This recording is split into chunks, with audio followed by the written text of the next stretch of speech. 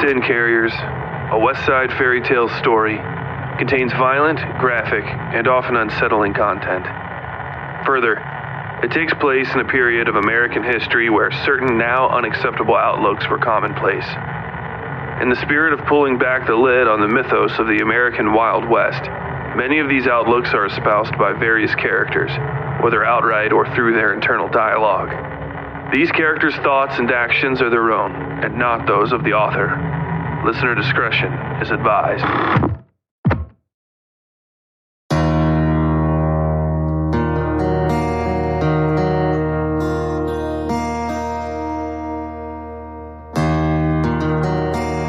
Previously on Sin Carriers. Our travelers arrived in a mysterious town in the desert which felt haunted by its residents rather than inhabited by them. Sue admired how nice she looked, dressed up in Moira's clothes as they prepared to travel to the mansion of a mysterious Lord Belial under his invitation. Vasily, crushingly nervous, offered Moira a cleverly modified handkerchief to cover the freshly stitched wound on her cheek, which she graciously accepted. In town, Elam reminisced about riding the horse east from the Pinkerton ambush as he helped Mildover scout shooting locations as a precaution against another attack. He instead found a collection of racist Confederate antiques that threatened to surface some of his darker memories. Vicky turned in the security car's laundry for washing and managed to make a sale as he did so, though an odd figure soon arrived to sour the mood. An emissary from the enigmatic Lord Belial who was aware of Vicky's employer and wished to extend his master's invitation to the night's ball. Back on the train, Gato found Wickless and Coakley planning a theft while the train was unoccupied and dissuaded them from proceeding. Later, at the local pub, Garvey and most of the other drivers were taking the night off with some drinks. Garvey, drinking alone, was approached by a woman who would do almost anything to flee some unspoken danger in the town. She put her faith in the wrong man, however, and soon paid the price. The first fatality in a long and deadly night. On this episode, Tolliver can't seem to stop embarrassing himself. We are introduced to the dangerous and enigmatic Lord Belial, who holds sway over this town and whose motives are wholly unknown. Ducky and Gato have a chat. The writer approaches in the company of great, foul-colored clouds. Wickless finds more than he bargained for when he goes looking for a restroom. And Vicky arrives at a party he would have rather not been invited to. What horrors and wonders lay inside Belial's mansion? Will our travelers have the fortitude, or even the desire, to resist what nightmares may come? You may find the answers to these questions and more on this, the 9th episode of Sin Carriers, Party.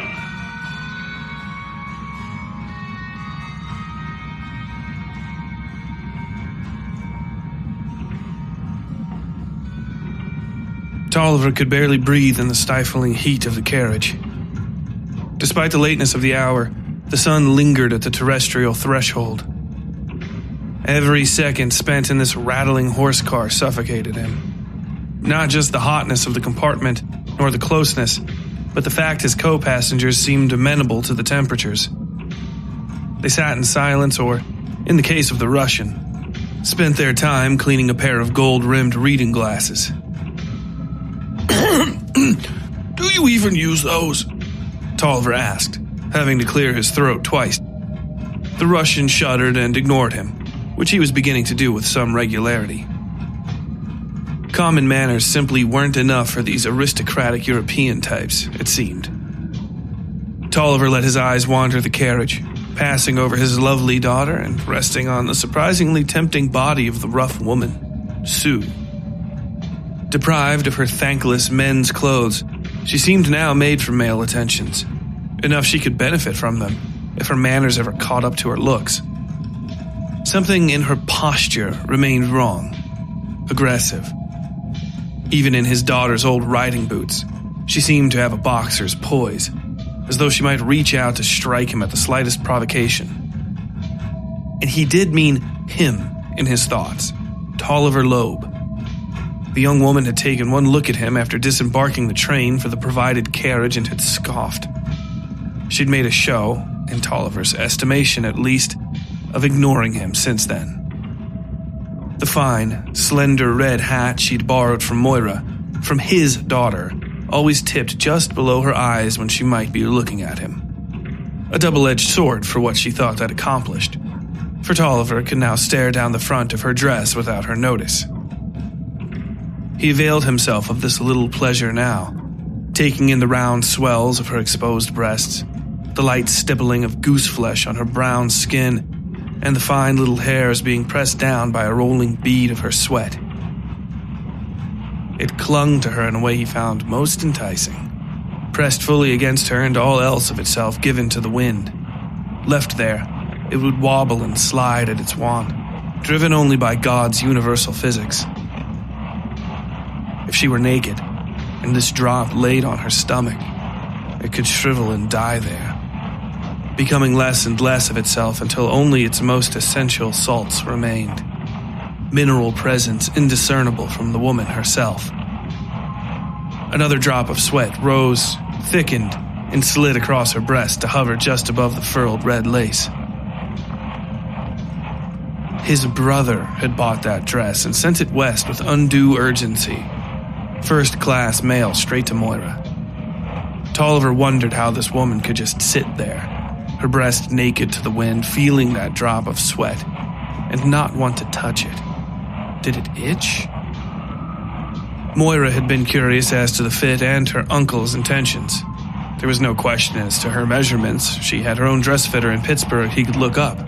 So why was this dress tailored to a body so unlike hers? One with brown skin draped with such fine lace as God had ever made. Fine golden hair and the gemwork saltiness of a hot day. Along her wrists, clean to the eye beneath the thicker layers of silk, many little images embroidered in a line. Hands and suns and moons and stars. All of them, the 5, together and apart at the base of her rough hands. But most of all, most presently, the hands themselves. Hands of sticks right there where anyone could see if they only just looked. No less evident than a rolling bead of sweat caught on her collarbone. Lord, how it itched her. She shifted in her seat. Tolliver reached out and caressed it away with his thumb. No resistance, but also no eyes. Only her soft lips working open in a quiet gasp. He pressed his entire hand to her willing throat, squeezed. She moaned, arched her back against the carriage seat. All of them angels. All of them. Skin to swell and burst and swim inside of. Eat them. Become them. Change them to be as they must. For you. For us. Swallow her. Tolliver ripped open the fine red dress and found where the sweat went. He buried his face in the darkness between this harlot's breasts, sucked at them, and then pulled himself deeper by his own suction into the black and red. Awake now, he let the greater heat of this place fall on him and burn away his clothes, his skin. It stripped him naked of all but his barest need. Then she sat before him, reposed in wood, body sculpted to greater perfection than any base and animal process could achieve. And she opened her legs to him. The boards there split wide, and he saw through to the great egg beyond, to the feathers and glowing eyes. Oh, Lord! Tolliver gasped, patting his brow and quickly adjusting his trousers. Only Moira looked at him, her face openly worried. "Father?" she asked, leaning across the cabin. The horses slowed and turned. Moira tried to touch him and he slapped her hand. Really, Moira? He said, looking out the window. The young woman looked at her hand and then at the Russian, who shrugged and busied himself with the glasses. Tolliver tried to surreptitiously adjust the slimy mess which now befouled the inside of his trousers, hoping beyond hope his emissions wouldn't soak through. He managed to glance at Sue, who hadn't moved an inch. Before he could lose himself in the sweat dappling her skin, however, the carriage jolted to a stop and startled the young woman. Lord Almighty! She shouted, catching her hat as it rolled off her head and yawning with just the side of her mouth. How you all got horse carts to stay comfortable? She arched her back in a stretch that produced several loud pops. Tolliver couldn't help himself but take in her chest, and this time she caught him looking and laughed. Then she winked at him, and his collar went hot. "What is it?" Moira asked. She'd been looking out the window at the distant shapes of the train and seemed herself only seconds fresh from sleep. Her question made Sue chuckle some more. "Nothing," she replied, fitting her hat on her head and tilting it in the direction of the door. "You want to get that for a lady, pard?" Again, her eyes were hidden from Tolliver, but only for a moment. Her left eye flashed out through the lace for just a second, hot as a handful of buckshot and fully dire in its intent. Tolliver cleared his throat and opened the carriage, thanking every god he knew for cool air and distance from that harpy. His godforsaken trousers bit into his flesh and jiggled it over the bone when he tried to adjust himself out of her view. His bits were thickly gelled, and a shiftless whore like her would likely know it with half a glance. "My word, Tolliver," Belial said. Tolliver wished for death. The man stood only a few meters away, legs naked below the knee save sandals. His skin was no less bronzed than the brass fittings on the carriage, and draped in airy linen embroidered along the hem with his master's symbol. The eye-like blind horizon seemed to fixate on Tolliver as he righted himself and dotted his forehead with a handkerchief. "Mr. Belial," Tolliver said, stepping forward and extending a hand. A jangling glove caught him in the chest, pushing him sharply back from Belial. The man laughed coarsely and adjusted his hair, flipping it back and favoring the world with a look at his long, lightly muscled neck. "Tolliver, I wouldn't touch you with a stick." "Ah, there she is." "Hello, sir," Moira said, dipping into a curtsy and taking Belial's offered hand. His dull, indigo eyes seemed to glow as he spun her and wrapped her in compliments. Tolliver's own eyes were on the closest of Belial's two guards, a man with odd proportions and a riveted, one-eyed steel mask. Slanting evening light showed him an eye cupped in tortured flesh behind the metal. Tracings of stitchwork no less odd and scattered than the patchwork white suit the man wore shone darkly against smooth, pinkish skin. The eyeball there rolled toward Tolliver and he moved his attentions elsewhere, quickly finding his daughter a more suitable target. Belial had managed to get between Moira and Tolliver and was teaching her some three-step dance move the girl clearly found absolutely fucking delightful. He wanted to shout at her. "Mine, mine, mine, mine, mine." Belial's eyes flashed at Tolliver, almost looking like he might wink. "Mine!" "Oh, we'll teach you all the moves, young lady," Belial said, spinning Moira back into place. Her face was flushed and flecked with perspiration. "We've got some night planned for all of you, and I think you'll have just the most wonderful time."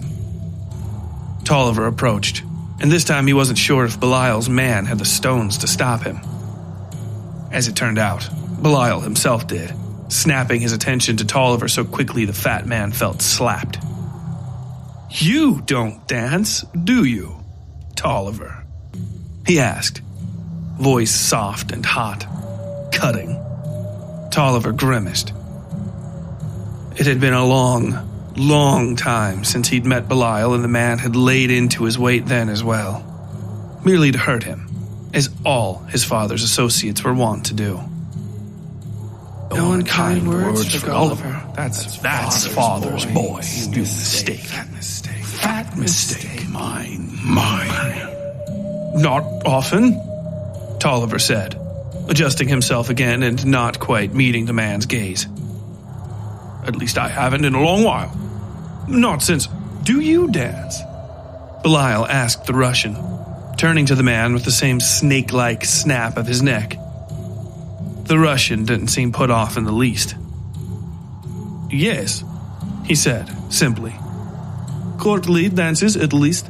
I'm not sure if they're popular in the Americas." "Oh, wonderful," Belial replied, looking around him toward the last of their party. "And what about you, miss?" Sue had rounded the vehicle and now stood behind Moira, close and quiet, a bloody shadow. The young woman's hat remained tipped toward the ground when Belial addressed her, and Tolliver saw she had a tidy little purse clutched in two hands in front of her hips. Yes, sir, she said in a voice so soft and unassuming, Tolliver thought it was somebody else entirely. The posture he'd so disliked had gone as well, leaving just a thin, pretty slip of a girl any other man might assume was hiding in the shadow of her more gregarious friend. Even knowing her true nature, he felt a deep attraction to this new creature. Sweat tasting salt down deep. Tolliver shook off a bad chill and turned to look at the train. Had he forgotten something there? Perhaps he needed to sneak out of Belial's awful party at some point to go check. Inside, want. Please, come and let me look at you, Belial said. Sue hunched her shoulders and stepped closer behind Moira.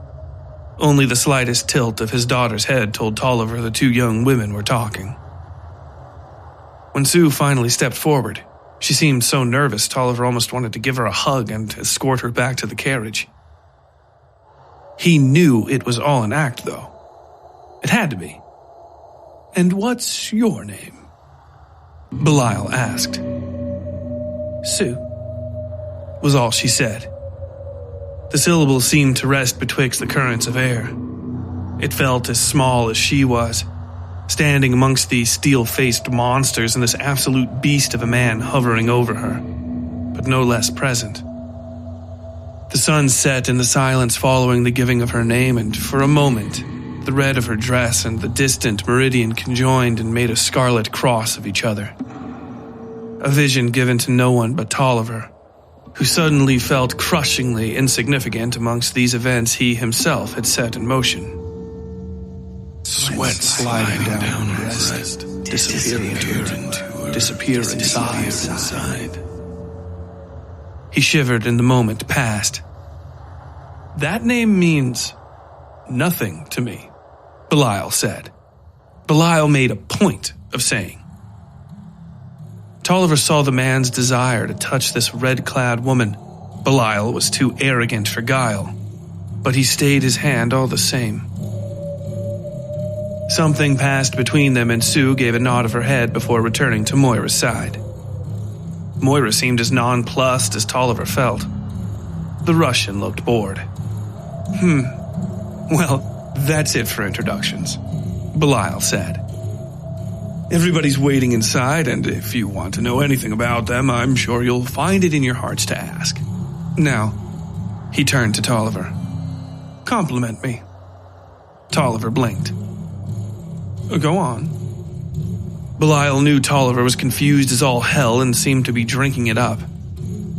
Behind him, several servants in matching white linen shifts lit the lanterns along the stone bridge leading to his house. It was the only obvious way inside. You have a wonderfully large home, sir, the Russian said, stepping forward and giving a tidy bow. Belial clapped his hands and almost squealed. I've accidentally invited a man of culture, he said. The Russian's invitation had come along with the carriage, giving him little time to prepare, but he had accepted without a second thought. Belial gave him a grandiose bow and gestured toward the front doors, which were being held open by a second pair of the overly tall guardsmen. Please, welcome to my home. Thank you, sir, the Russian said, turning to Tolliver and speaking in a low voice. You are paying him a compliment, literally paying like a toll bridge. It's a very old custom. Belial nodded appreciatively and then gave Tolliver a tilt of his chin. The Russian nodded to Moira and she stepped forward as well. I love your hair, Mr. Belial, she said, stifling a polite giggle with her gloved fingers. Belial grinned and gripped Moira's shoulders. You are just a treat, he said. Once we're finished here, I'd love to escort you to your seat. He leaned in close enough their noses were almost touching. I think you're going to have a lovely time here. Moira favored him with a curtsy and stepped up beside the Russian. Sue went to follow, but Tolliver leapt ahead of her. She stopped and said nothing, but he thought he could hear something like teeth grinding. Mr. Belial, Tolliver started, looking at Moira. Having her out of his reach was bad, but leaving this absolute creature between him and her was unlivable. I know you are a man of unbridled influence with connections to powerful people worldwide. Belial gave him an unimpressed slash of a smile and put his hand across his chest, palm up, prepared to bow and leave that wilted flower untouched. You are a person of considerable wealth as well, and I'm sure my brother respects you very much. Moira turned and gave him a begging look.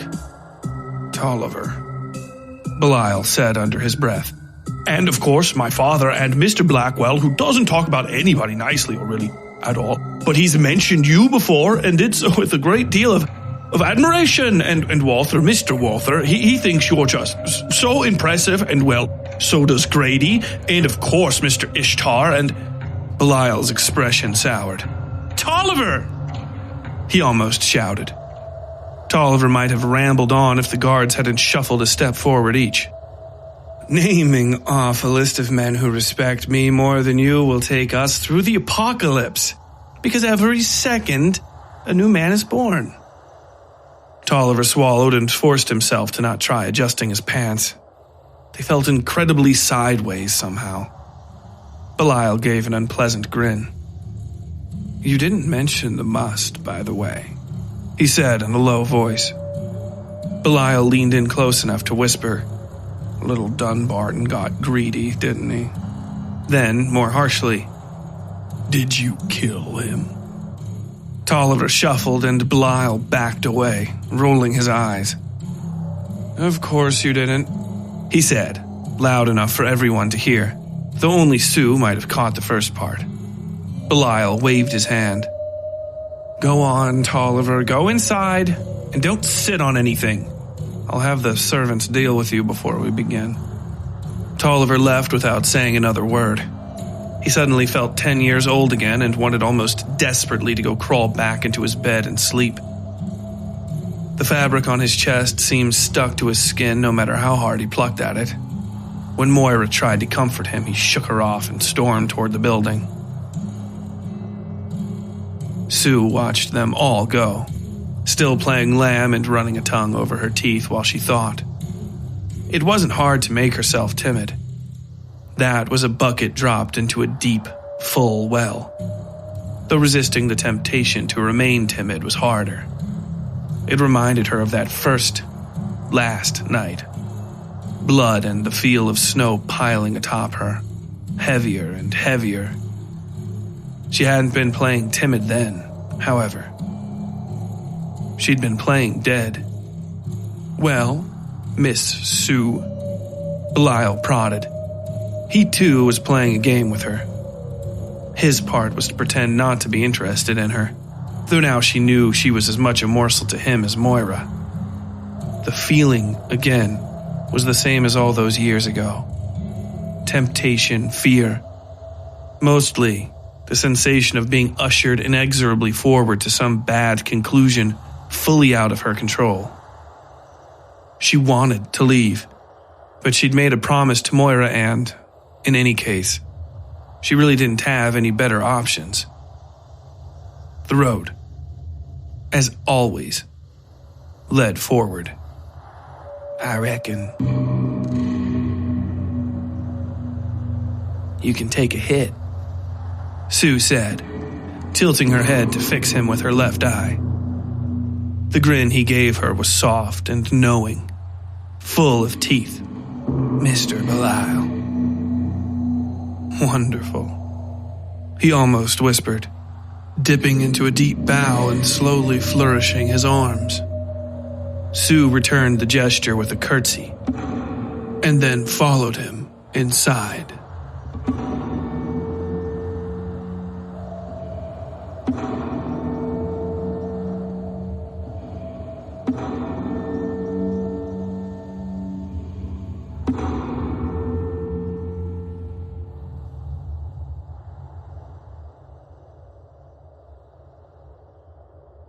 Ducky rested his head against the glass, watching the last fingers of sunlight stretch and die over the rocks.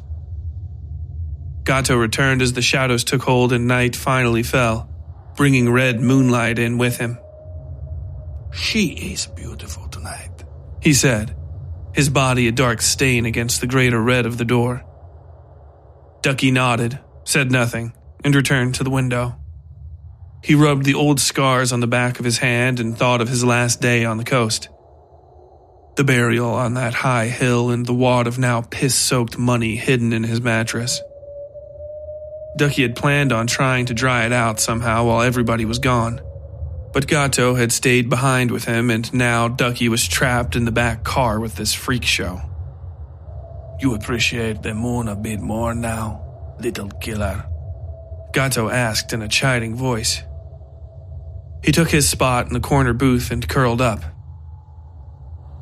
Ducky's grandmother had owned a cat just like the man. Or rather, as she'd say herself, that cat had owned her. It was a feral, orange beast with black flecked green eyes that would sit on her porch and rub its body against any leg it could find. Any attempt to pet the creature would net you a scratch, however. Unless, of course, you were Ducky's grandmother. I'm his pet, after all, she'd once said in a critical tone while Ducky nursed a bleeding hand. He'd wanted to kick the infernal thing, but his grandmother had glared him down cold. So he'd sat and mulled over murder instead of committing it. Or at least attempting to. Size and intent were poor sureties when it came to dealing with that angry orange tabby. Ducky traced the 3 lines of scar, one a touch flatter than the others, and chuckled to himself. What is so funny? Gato asked. Thinking about a cat I knew, was all Ducky said in reply. Está bien pensar en gatos, Gato said after a short pause. It brings you balance. When Ducky turned to look, the man had adjusted so their faces were only a foot apart. This maneuver had been silent as the sand settling against the windows. Ducky swallowed and took a breath. You should tell me about your cat. How did he present himself? Proudly, Ducky blurted, surprising himself with his openness. The world was lucky to be under his feet. Ducky was quoting his grandmother, which reminded him of the sun rising over the bay. In the most distant corners of his heart, right then, he could feel something red rolling against an unfamiliar door. A gray-black thing that stank like the bones left after a house fire. This door shook, and so did Ducky's body. Then the moment passed. Tell me more, Gato said. Ducky sucked in a deep breath, as though he just surfaced from a long dive. He blinked and steadied his breathing, feeling an electric tingle on his face. He was an orange tabby, Ducky said. He lived out in this forest of bushes between my grandma's house and the cliff, and every day or so he'd come out and, strut around and sleep in the sun. Grandma put out scraps for him, drop milk if we had it, and he'd eat it up like any house cat you'd seen. But you tried to pet him? Well, Ducky showed off the thin triplicate scars. They caught the light of the rising moon and seemed freshly red against the darkness of his skin. His imagination ran away with him, and he could feel, with great intensity, the pain of that tabby's claws. Oh, I have such marks as well, Gato said, revealing the back of his own hand. 5 thick, ancient scars ran from the first knuckle of every finger to his wrist. These scars shared no light with the risen moon, and were dull and white as grave cloth. What did you get for your scratches? Learned a lesson, I guess, if that's what you're asking, Ducky said. Gato laughed, a surprisingly light and normal sound coming from such an odd man. Cats are little kings and queens, you know, Gato said. Reitos y reinitas. Or so my own grandmother said, a long, long time ago. He held the scarred hand at length and admired the damage. If they come across your path and you are kind to them, but they scratch you, it is not an act of malice, but a blessing. Gato clenched his fist and turned his palm over, flipping open his fingers and summoning an odd playing card from thin air. Ducky scoffed and gave the man's trick a few sarcastic claps. The card showed a half-human monster sitting in a throne. "My blessing," Gato said, winking and disappearing the card with the same flourish. "Card tricks?" Ducky asked. Gato laughed again and shrugged with a nod. "After a fashion, yes," he said. "But you should think on your blessings, yes? Cats are fickle, but earnest. It makes people think they are deceptive, you know. But it is only people deceiving themselves and blaming the cats. I think this gatito really knew what a duck's worth. Yes?" Ducky narrowed his eyes as Gato stood and stretched. "Why'd you just say that?" Ducky asked, standing himself. The sound of his grandmother laughing at the cat that had scratched his hand echoed in his ears. Beneath that, the resounding drumbeat of something red battering down a door. He shook his head. "I do what I do," Gato said with a shrug. "Answer my question," Ducky said, and Gato smiled. "Are you looking for more scratches? I'm sorry to say, but you might not weather my claws so well." Ducky took a step forward and Gato smiled, put up his hands, and then slowly tilted his fingers to the window. "But I think they are for better work tonight. You should get your rifle, little killer." Ducky glanced back only once at Gato. The man's long legs had led him out the closest door in a second, and then stared out the window again in confusion. Feathers of dust curled in the distance like pink fire in the moonlight. Dust blew against the windows, harder now, making a sound almost like rain. Ducky fumbled around in the dark beside the priest's bag and found the dented binoculars the man had left behind for him to use, training them on the furthest scarlet curve of track. "Lord in heaven," Ducky said once he saw what made the dust cloud. "They run like dogs."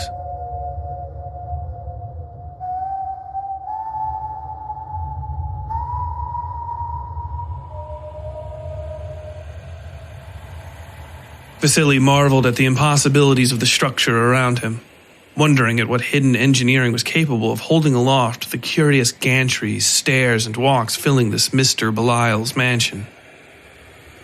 The entry alone was a feat of construction onto which he was almost too unnerved to step foot. A bridge led from the simple, blocky stone stairs on which they'd shared their introductions. From this austere beginning, an absolute impossibility crossed the 5-meter drop into the dusty cart path below them. 4 posts provided support for the bridge's suspension, but they were anchored into nothing. In fact, they seemed to be simply set atop the heavy, 3-meter-long boards making up the span's decking. Thin steel wires stretched from these pillars in a fanning pattern typical of an extra-dosed bridge, but the attachments were in improper spots, and too few in number to provide support in the appropriate places. Still, the bridge held underfoot, and even bobbed and bounced in a way Vasily thought of as believable, almost as though his barest expectations had been predicted and then answered. "Curious," he muttered to himself. Mr. Belial stopped walking beside him. Sue had maneuvered herself between Moira and the man, and cocked his head. "About my bridge?" Mr. Belial asked, giving Vasily a polite smile. Vasily took a breath and tried to explain himself, but Mr. Belial interrupted with a raised hand. "I assure you, the interior is much more interesting and we're running a touch late for the festivities. How about I come find you later and explain how everything works?" Vasily shut the door on the 3rd room and stopped and looked at his hand. Sue gave him a worried look from the front edge of the bridge and then disappeared into the house with Moira, who was similarly wrapped in wonder at the oddness of the house. Circles danced in his eyes for a moment as he tried to find a hard point on which to steady himself. Walls seemed to slide into place and click, and then he was outside the 3rd room again, fingers resting on the knob. I believe I'd like that very much, if you don't mind. Vasily told Mr. Belial, who favored him with a nod and then led him into the house. 2 men dead now, Vanyevich said, looking off the prow with his compass in hand.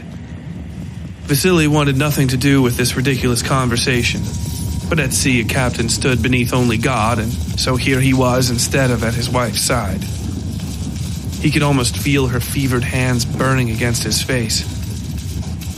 He took off his cap and looked it over, wishing she were here to lay a hand on his arm and calm his heart, to fix his cap.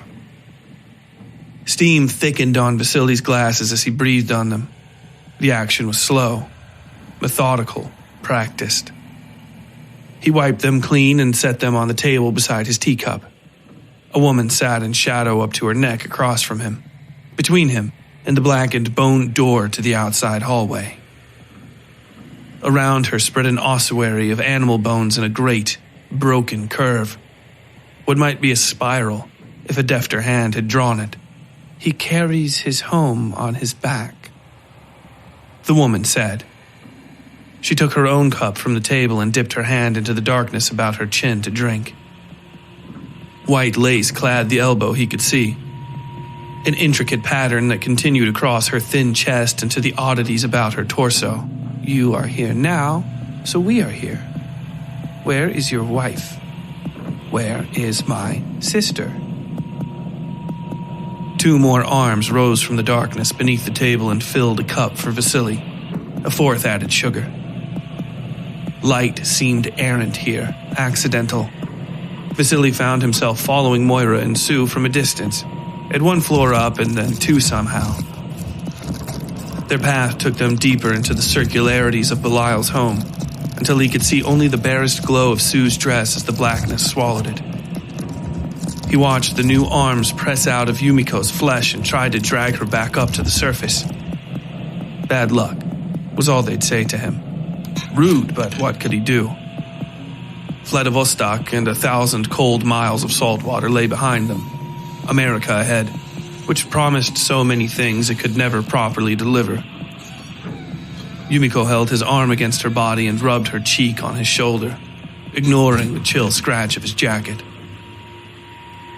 You worry too much. Don't worry too much, she said, hand hot on his face. The skin around her eyes had darkened where the rest of her had gone pale. She smiled all the same.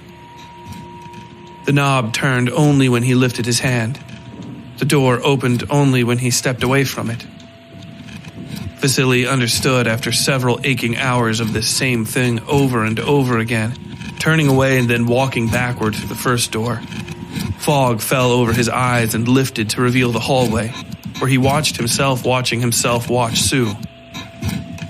He shouted at the second. The first was too far to hear, and pointed at the second door. He held his ear before firing, hoping the noise alone would deafen the men and force them to rethink the black work they'd set themselves to. Warnings ignored, he took the leg of the largest of their number with a decisive shot to the kneecap. From this distance, he could not miss, and the nasty little pistol worked as intended. Screams rose from the ringing deafness that followed the shot. Feet scrambled for traction in a growing pool of blood. Vasily kneeled and pulled the mask off the man he'd shot, jamming his pistol into the man's throat and staring at the others. Venom stained his sleeves as she tried in vain to bite him, to get him away from her. No such luck, however. He knew this was what she wanted, but what was left of her? No, left inside her, intended to fight to the death. When he carried her above decks, her light, slender body wrapped in stolen sailcloth, he did not allow them to see him weep. Don't go, Vasily, don't go, the sister said, wrapping her frail arms around him. Yumiko's twin had shared her pain and damned them both, not even knowing she was doing it. He shook her off and walked through the door, feeling something burning in his coat pocket. He touched it, the little envelope, and watched the color run out of the walls. Shifting crystalline purple faded to white and flaked, peeled, The fourth door opened and he stepped through into a massive, sweltering dining hall. Oddities surrounded and filled the table before him, both the food and the figures eating it defying the limits of his imagination. From their midst, Mr. Belial stood and waved to Vasily, clearly surprised and pleased to see him. Mr. Tavarish? He said with a laugh. I'm so glad you could finally make it. A winding table of food, perhaps 50 feet long, sat between them. Rounds of meat and cheese adorned it, along with great flagons of ale and wine, and all the other things a simple man might desire. And more. More. Curious items for the decisive tongue. Cuts of human flesh, muscle, organ, and genital, braised, boiled, and cured. A child's head with the eyes and skull cap removed displayed on a bed of ice. A roasted woman stuffed with tied bundles of rosemary, thyme, and mint lay on a bed of onions and peppers. Expert butchery, ankle to throat, had rendered her to the bone along her left flank, where every cut of meat sat displayed, sliced, and labeled on a scaffold of silver platters. Pastel ice creams wreathed her shaved and branded head, whipped together in a rainbow bouffant. The meandering partygoers paused for only a moment to look at him, and then returned to their feast. Moira! Moira! Vasily shouted. Belial gave him a curious look. Is something wrong? He asked, gesturing to one of the seats beside him. Vasily stepped around the macabre buffet to see Moira giggling along to some story told by a woman sitting beside her. The woman was beautiful, deeply tanned, and barely dressed. Moira noticed Vasily looking and waved to him. Her eyes shone deeply purple. Mr. Tavarish, you made it! Something odd colored her voice, an unfamiliar childishness, but also a sort of distance. She sounded drunk on something stronger than wine. Yes, he said, stepping around the table. Beyond the pool of unclean white light in which Moira sat, he could see nothing but shadow and the faintest red glow of some arching support structure. It was like skin with light shining through. Oh, have a seat, Moira said, sweeping her hand over the table. She worked a hunk of meat off the thin, double-pronged fork she'd been eating with and massaged his arm in a way he didn't like. He laid his hand over hers and bent to speak into her ear. Are you all right? Vasily asked. Where is Sue? Where is Sue? Moira repeated, and the entire table began to laugh with her. She grinned at Vasily and pulled free another mouthful from the hunk of meat on her plate. Only then did Vasily realize she was dining on a roasted human hand. Her eyes flashed deeply violet as she bit into a whole finger joint, teeth shearing straight through the bone.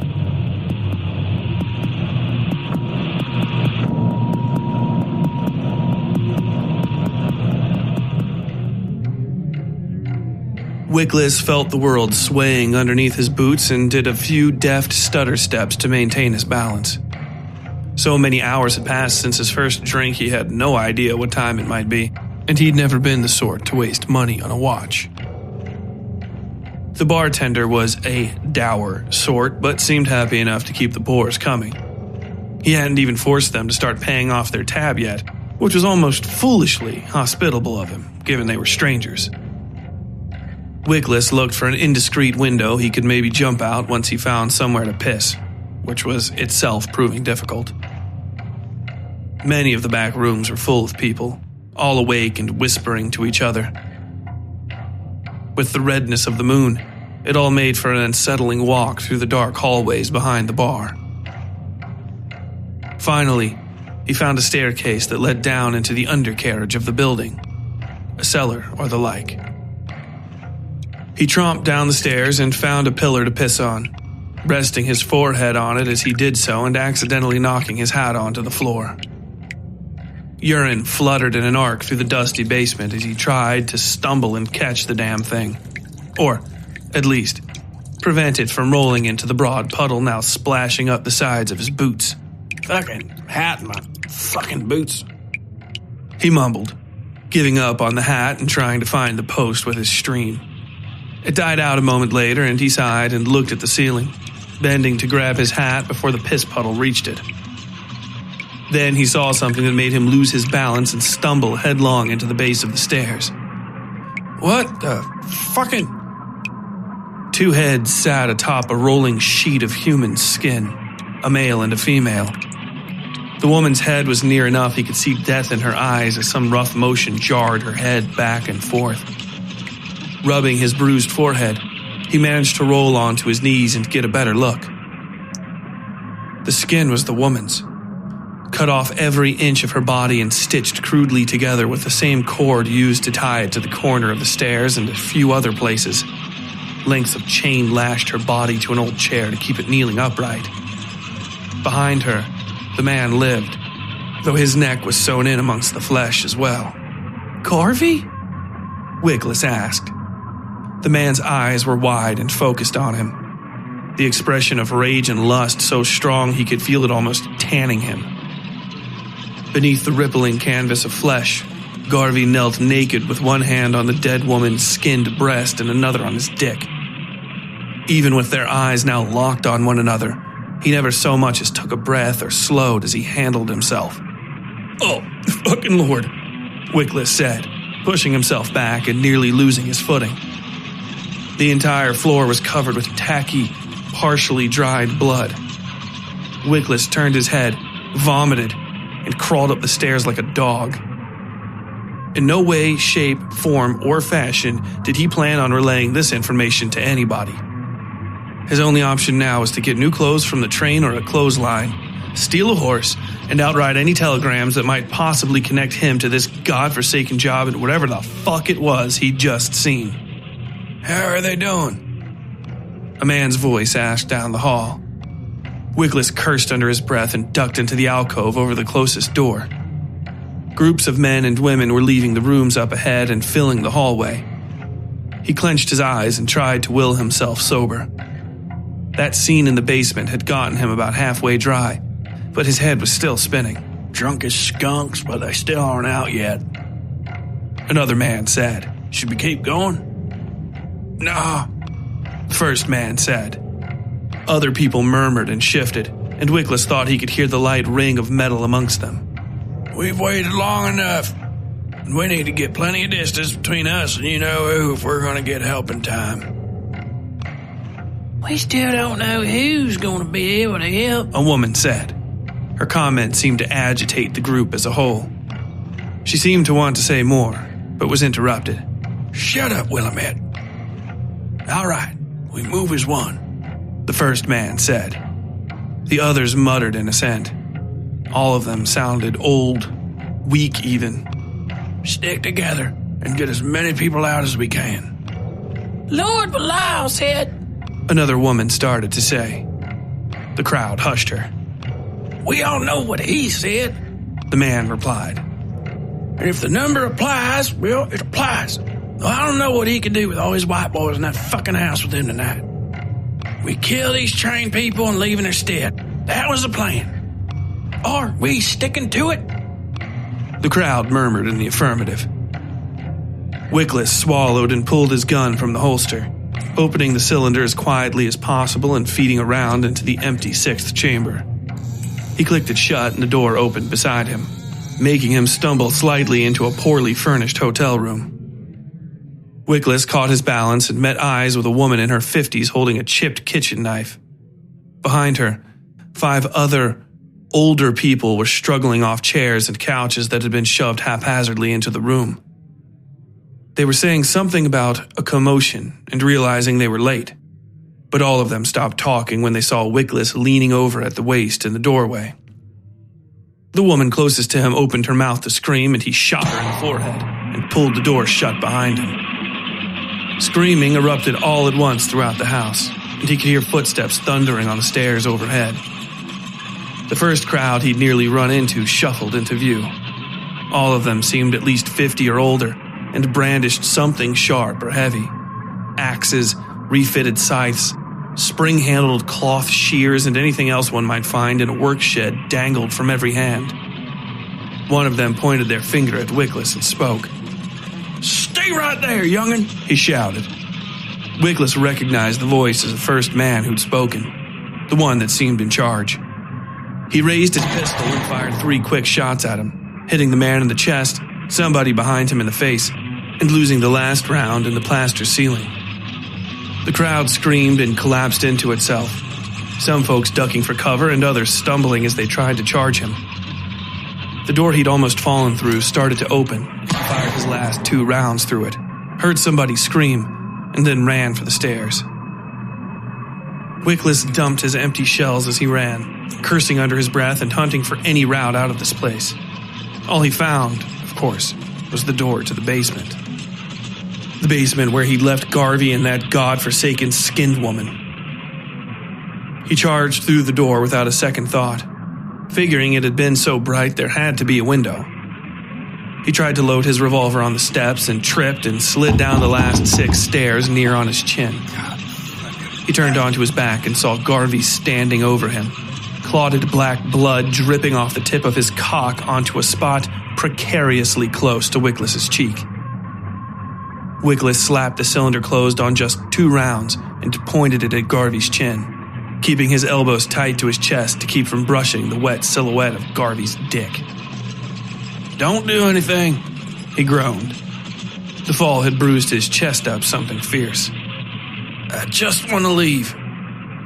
Garvey reached down and grabbed the pistol even as Wickless pulled the trigger. The man's eyes glowed dull purple. Wickless thought he was imagining the faint light until he saw it coloring the gun barrel. Click. Click. Nothing. Shaking, he let Garvey have the useless thing. The man stood over him, lanky, naked, and blood-streaked, smiling like maybe Wickless's favorite little girls had sometimes seen him smiling at them. He put the barrel to his head and pulled the trigger. Click. Wickless flinched and took a series of panicked breaths. Both of them looked up the stairs when the older folks made the top landing. "Downstairs!" one of them called to the greater crowd. The other pointed a short-handled axe at Wickless and made to say something to them. A threat, maybe. But then he got a good look at Garvey and the words caught in his throat. Garvey pointed the gun up the stairs and fired 2 quick shots. Both men jerked and slumped to the ground, one right after the other. Garvey dropped the pistol near Wickless's head and walked off through the basement. "What the hell?" Wickless whispered, rolling to his knees and then dumping the spent cartridges. More people were already at the top of the stairs. He heard them cursing over the dead and then tromping down toward him as he crawled away beneath the sea of abused flesh. The closeness of the space forced him up against the naked muscle of the dead woman, and the smell wafting off the body nearly made him sick. "Mother of God!" the people on the stairs said. Wickless fumbled a 4th round into the chamber and dropped the 5th on the floor. He snatched at the brass and missed and watched the shine of it roll into the darkness. "Is that Rachel? What in the fuck? Who did this?" Curiously, it sounded like the man was asking if it might have been one of his own people. "Had to have been one of them," another man said. Sickness colored his words, and a second later Wickless could hear the man vomiting. He still managed an insult. "Said it coming, as far as I'm concerned. Good Lord." Boots were pouring down the stairs now, but none of the people had spotted Wickless so far. Piles of shapeless clutter made a labyrinth of the oversized cellar, and though Wickless could see light streaking across the rafters overhead, he couldn't figure out how to get to it. He took a second to calm himself and quietly reopen the revolver, filling the last 2 chambers and listening to the people talk. The space seemed no less hostile to them, and every new person down the stairs reacted badly to the dead woman. It was good, at least, that they made a lot of noise to cover his movement. Rachel, Wickless thought. He had to force images of Garvey out of his head before he got sick. He belly crawled under the rubbish, hearing feet shuffling just inches from him. They stopped and he stopped, slowing his breath to a crawl. 6 people. He could kill 6, sure, if he hit every shot. As it stood, he knew his limitations. And just because none of them had shot at him yet didn't mean they didn't have guns on them. Wickless finally found the only window on this side of the cellar. It was only 6 feet or so off the ground and thin, but if he had just a few clean seconds, he could squeeze through the thing and be gone. He readied himself to move, but in the breath before he made his run, something shifted violently a few yards away, knocking a stack of what sounded like books to the ground. What in the hell? A man said. The voice was so close, Wickless almost pissed himself. What is it over there? Somebody called. Something fell over. The man called back. I think it was Jim. Jim, you with me? He called to nothing. Wickless flinched when he heard something crunch in that direction. The cellar went quiet. He thought of Garvey and that woman and the awful purple glow coming from the man's eyes. Another crunch, though this time it was obviously wood. Wickless took a breath and stood slowly as possible, until his eyes crested the ridge of whatever was piled next to him. The nearest man was looking almost in the direction of the window, and it was clear he'd seen something. His head was locked in position, and he'd bent over at the waist with a knife at the ready. Wickless matched the man's careful stride step by step and came around the pile, only occasionally glancing toward the stairs.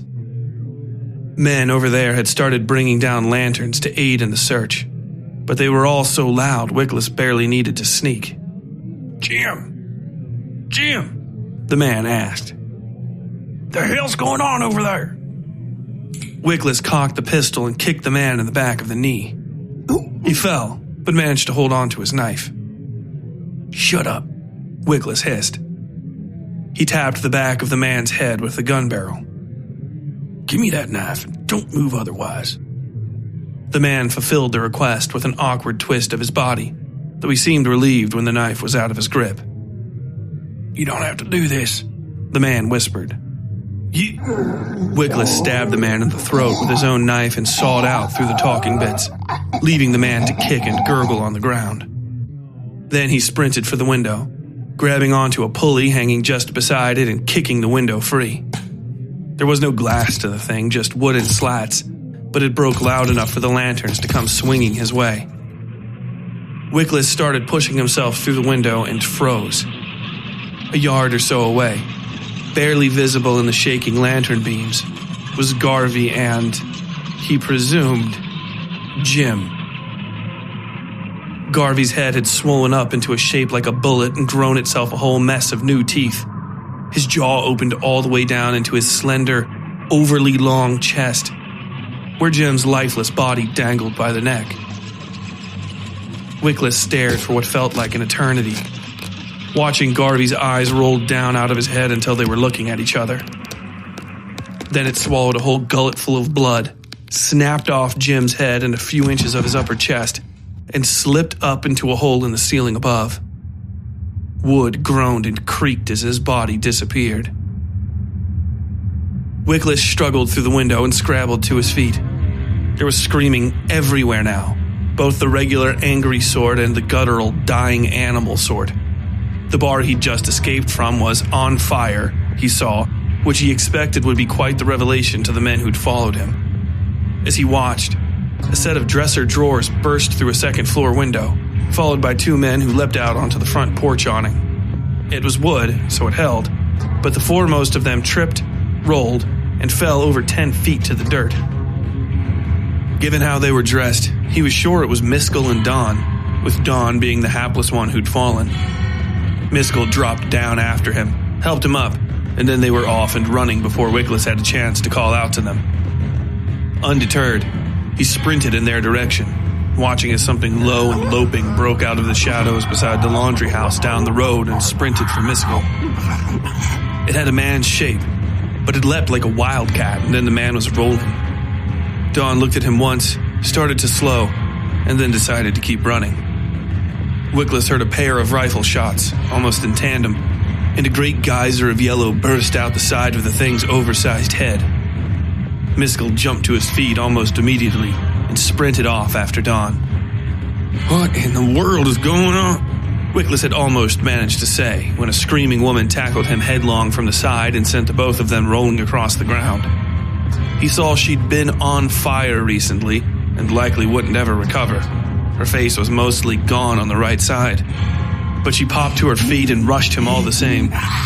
2 shots dropped her to the ground and a third kept her from getting up.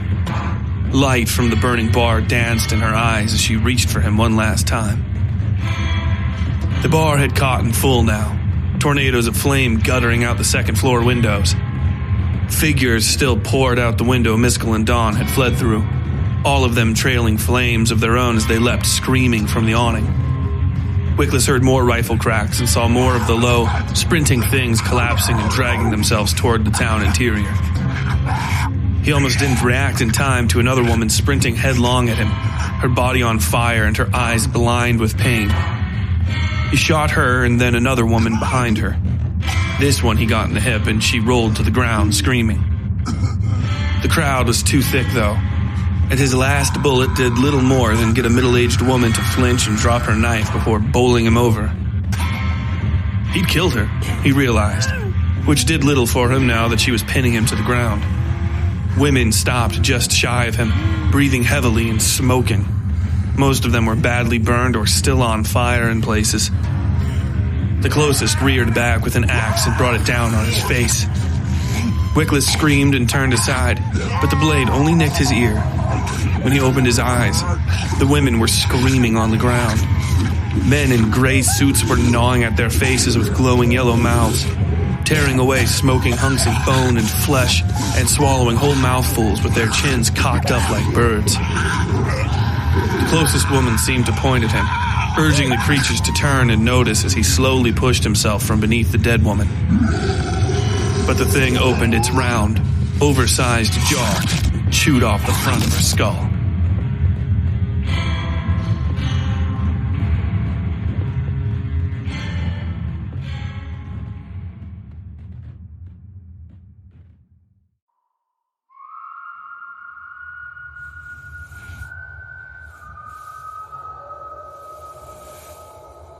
Smoke curled around the horse's rotten hooves. At first, it was no different than the loose grit of the valley, but it soon thickened to a poisonous yellow that solidified and made forms of itself. Arms, legs, sightless eyes, and then the skull that held them, rolling itself back and forth over the ground like a tide-swept corpse. Back and forth as more details emerged. Teeth and lips, gnashing and then sucking for breath as the organs pulled themselves together. Then all was whole again, and only the simplest forms remained as the must swept himself to his feet. Clothing loomed itself back together thread by thread. Stitching writhed like worms around his shoulders and hips as he turned to the rider and cleared his throat. Why are you still out here? He asked, turning his head and spitting a lungful of his own essence onto the ground. It turned the sand neon green and then faded with a puff of acrid smoke. Isn't your whatever in there? It's beyond my reach for the moment, the rider said. No use pushing ahead until what's done is done. The must gave him a disgusted look and shook himself clean. It took some doing to push his hair back where he liked it. Who are you afraid of? Belial? He asked, looking at the town. His dig boys and the Pinkertons cut golden streaks through the night air. He could feel the townspeople between all of their teeth, but each meal felt diminished somehow. Drained, already fed on. Not particularly, the rider said, spurring his horse on at a trot. The must groaned and started walking briskly to keep the pace. Though we and I are aware of each other. How do you know he won't just keep your whatever it is you're looking for? The must asked. His earlier prying had only irritated the rider, but persisting was the must's nature. Giving, sharing especially, rarely interested him. If the rider wanted something, he wanted it more. Simple as that. He still didn't know what he'd do with the rest of Blackwell's broken ship if he collected all of it. He could only use one pile without obliterating himself completely. But having it might get Blackwell to speak with him again. Leverage was a fine enough reason. Ownership, the finest. We've spoken before, the rider said. The man knows me and understands my ways. He'll give it up without issue. You sound fairly sure of yourself, the must muttered. How do you know? The rider snorted and spurred the horse on at a trot too fast for the must to keep up with. In seconds, the distance had grown great enough the must merely threw his hands up and slowed to a regular walk.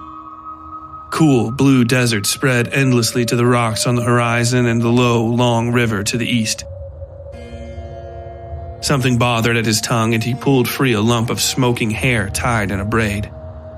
He picked it free and flicked it away, resigning himself to walking.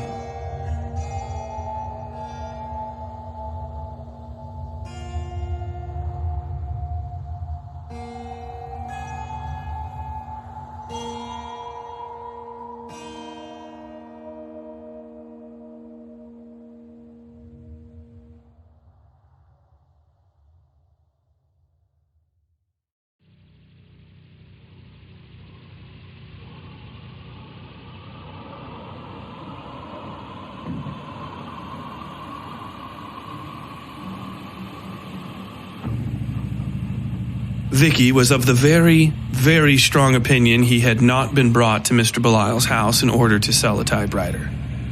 Loose blue nets of catwalk, hallway, and overpass seemed to float through the air beneath the wavering ceiling.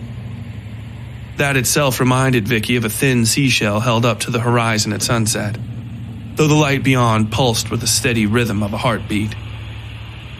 He looked back the way he'd came and sighed. Hello? He asked. Is anybody there? A door sat at the far end of the hallway he'd walked through, though it was not the same hallway anymore. It reminded him of his childhood home in a way he didn't appreciate, and so he let himself fall away completely. He closed his eyes and began reciting the litany of the Blackwell automatic typewriter. When he'd finished, the hallway showed itself laid out as when he'd arrived. Spectacular, a man said behind him. Vicky turned to see a tall blonde man with tan skin and violet eyes standing in front of a mirror.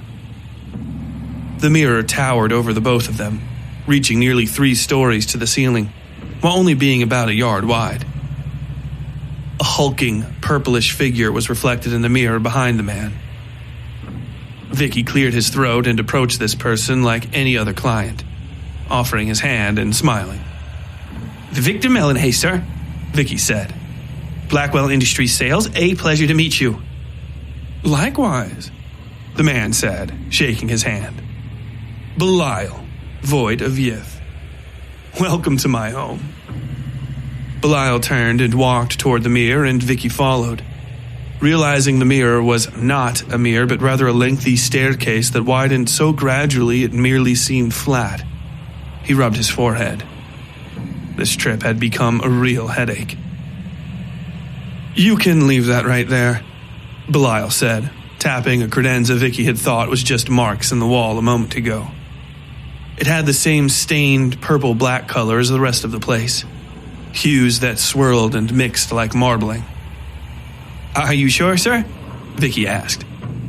I am responsible for all Blackwell Company equipment. Belial stopped walking and tipped his head to Vicky. Then consider it purchased, he said, raising a finger when Vicky started walking.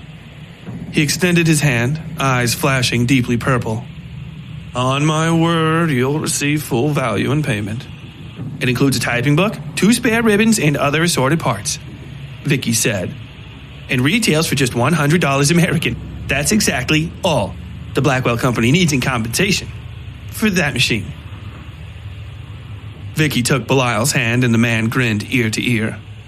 Deal, he said. Nothing special followed the shake, though Belial's hand felt especially warm and almost feminine in its softness. He motioned for Vicky to follow him, and Vicky obliged. In just a few short steps, Belial took him to the edge of a banister and pulled at a ring of shadow on a distant wall. A clasp snapped in front of them, and a door opened onto a massive ballroom, filled to the gills with all manner of people. Though on closer inspection he couldn't tell which were real and which were part of the clever mural covering the floor.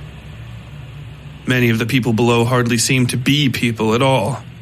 In fact, he hoped much of what he saw were mere optical illusions. 8-legged slugs covered in human faces gallivanted in fine silk stockings. A man looked up to the balcony and gave Belial a slight bow. Look was generous in this case, as the man had no eyes and a pill-shaped gray head split along the middle by a fat-lipped, vertical mouth. Still, there were others such as this one, and many more who seemed perfectly human save for the slightest defect. Eyes painted on? Too many shoes on those legs? Is it a crowd or just one person? Despite all their presentations, each seemed drawn at least occasionally to the young woman twirling about in a blue silk dress at the far edge of the dance floor. They pressed against each other to jockey for her company, but she spurned them all to continue dancing alone. Once they felt fully dismissed, their eyes turned to the odd statue in the center of the room. It depicted a slight woman in a long, elaborate dress. Her hat pulled so low Vicky couldn't see her face. Marble swords, sabers, he thought, pierced her stomach and leg, and more were frozen mid-strike over her head and back. Amongst those two were clubs and sticks, little knives the size of fingers as well, and a straight razor that crossed her lips. The flat of its tip hung just left of her nose. She seemed to care little for these injuries, however, and was preoccupied with the fragile baby bird she held aloft in her hands. From this vantage, it might be an offering or a simple release. Her hands were modeled such that she seemed both hesitant and protective, unsure as to whether she might release the thing. "What is all this, Mr. Belial?" Vicky asked, turning to his host. The man smiled down at the floor, though Vicky couldn't tell if his eyes were on the girl in blue, the young woman in stone, or something else entirely. "A party, Victor," he replied, favoring Vicky with that same smile. "We're celebrating the end of the world." And with that, he led the young salesman to the dance floor.